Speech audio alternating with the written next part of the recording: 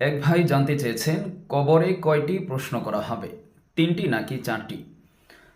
এর উত্তর হচ্ছে যে ভাই, কবরে মুমিনদেরকে 4টি প্রশ্ন করা হবে এবং যারা কাফের বেঈমান রয়েছে তাদেরকে 3টি প্রশ্ন করা হবে। সুনানে আবু দাউদের 4753 নং হাদিসের মধ্যে 4টি প্রশ্নের কথা উল্লেখ রয়েছে। প্রথম প্রশ্ন হচ্ছে মা রব্বুকা, জিজ্ঞেস করা হবে যে তোমার রব কে। দ্বিতীয় প্রশ্ন হচ্ছে অমা দিনুকা, তোমার দিন কি, তোমার ধর্ম কি, জিজ্ঞেস করা হবে। তৃতীয় প্রশ্ন হচ্ছে মাহাজার রজুল্লাজি বয়সা ফিকুম, আল্লাহ রসুলকে দেখিয়ে জিজ্ঞেস করা হবে এই ব্যক্তিটিকে যাকে তোমাদের মাঝে প্রেরণ করা হয়েছিল।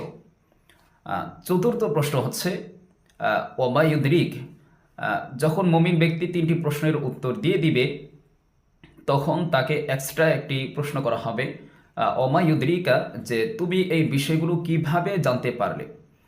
তখন মুমিন ব্যক্তি উত্তর দিবে করত কিতাব আল্লাহ ও সদক্তা, যা আমি কোরআন থেকে জেনেছি এবং এগুলোকে সত্যায়ন করেছি, বিভিন্ন মজলিস থেকে ওলামায়ে কেরামের কাছ থেকে আমি জেনেছি। তো সুতরাং কবরে মুমিন ব্যক্তিদেরকে 4টি প্রশ্ন করা হবে এবং যারা কাফের বেঈমান রয়েছে তাদেরকে 3টি প্রশ্ন করা হবে।